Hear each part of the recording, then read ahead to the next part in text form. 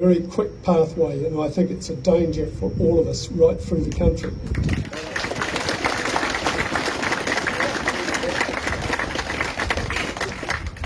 I didn't actually come being prepared to speak, but we'll just have a few words. It's obviously really difficult being the last person when they've covered most things. But look, for those that don't know me, my name's David Crode. I represent the Blenheim ward. I'm a first-term councillor. Look, as a councillor with a huge topic like this, I felt it's my responsibility to be across every part of this reform. And so I've read every document, every peer review, every bit of information that's in the legislation. During that process, it's been incredibly enlightening. I mean, I suppose you start with the why, don't you? And nobody would disagree that we want great environmental outcomes and we want great human health outcomes. And you have to ask yourself the question, you know, do we need the reform in the first instance? And personally, I believe that reform, there is nothing wrong with looking at doing things in a different way, but one has to question the way you go about doing them. And as a councillor, that's the piece that I've been most concerned about, that we work through a process, we engage, we learn. As a council, we've spent individually and as a group a massive amount of time pulling the information apart and reviewing whether it's good, bad or indifferent for Marlborough, and to get to a point where the option of opting in and opting out being taken away from us is appalling. So the process has been terrible. The other thing I wanted to touch on today actually is a bigger picture thing. So why are we even in this position in the first instance? In my opinion, as a councillor, learning what happens inside that building in the last 3 years, you know, the reason we're in this situation in the first place is that there is this constant flow of legislation that comes down from central government, a constant flow of policy statements, a constant flow of environmental standards. And all of those things cost money to fund, to implement and to put in place. And it's my opinion there's not a sufficient amount of government funding that comes with doing those things.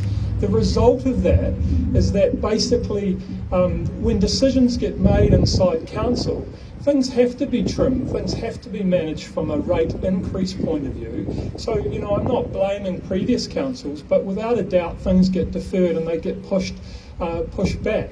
And as a result of pushing those things back, we end up in a situation with underinvestment over a period of time. So look, there is a legacy issue and there is a catch-up, but how do we go about fixing that and addressing it?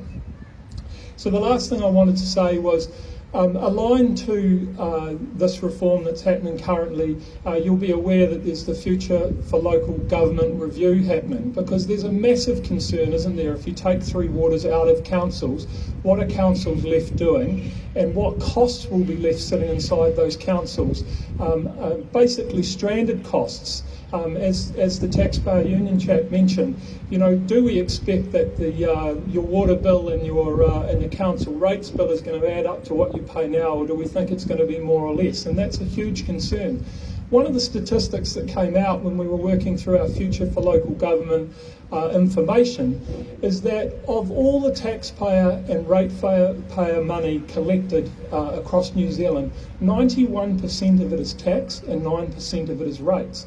Where do you genuinely think you get the most value from a local point of view? So things are just not well enough funded at a local level. So thank you for coming out today. That's all I wanted to say. Cheers. We've got a representative here from Groundswell who'd like to say a few words about some of the actions that group is taking. If you could come and introduce yourself. Yep. Hello everybody and welcome. It's great to see as many as we are today, and I don't know if for anyone that might not know Groundswell, my name is Lone Sorensen and I'm the coordinator for Groundswell here in Marlborough. And Groundswell, if you don't know what it is a grassroots movement of farmers that just was fed up with the avalanche of unworkable regulations raining down on farmers. And that's where it started. And now we've got tens of thousands of members all over the country.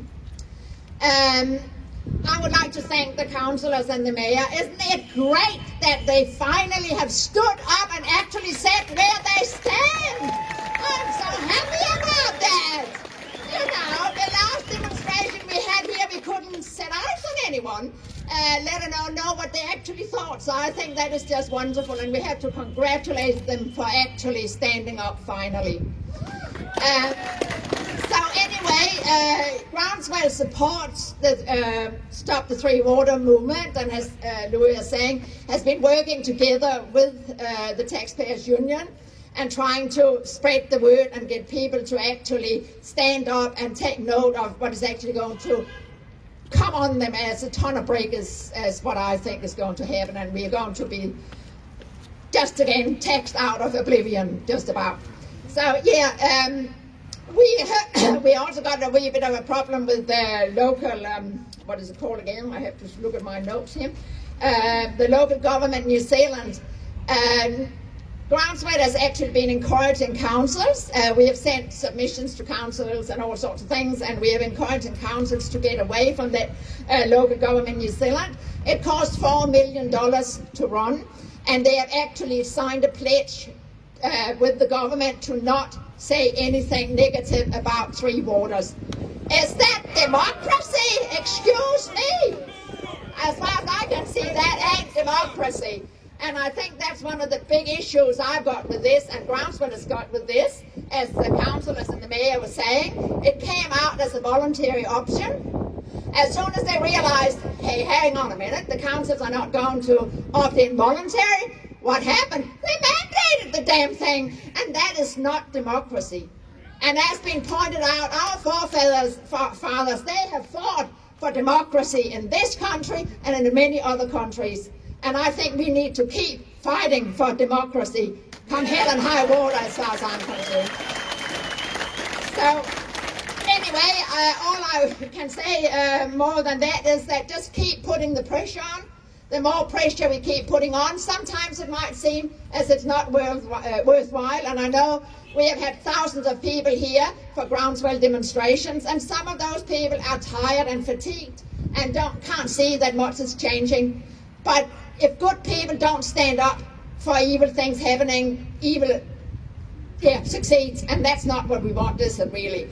So, just keep fighting, and I just encourage everybody to spread the word to everyone else out there about what is going on, because I honestly think that our democracy is under threat. So thank you everybody, and thanks again for coming. I think there might be a few others that want to say something.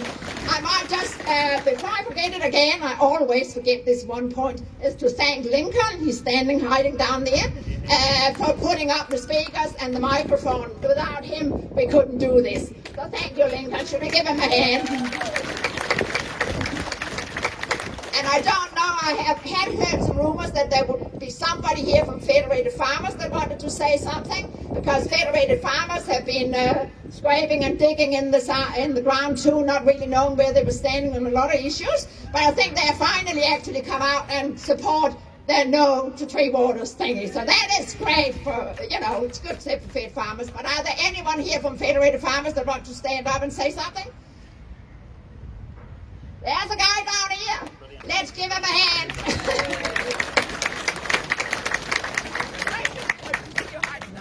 Well, my name's Scott Adams. I'm Marlborough Provincial Federated Farmers Chairman. Probably a couple of points. It's about localism, not communism. Centralisation doesn't work. And it's one man, one vote, no matter what your colour, race, faith or genetic makeup is. We're not a single issue group. We've been right behind Three Waters, or not behind Three Waters.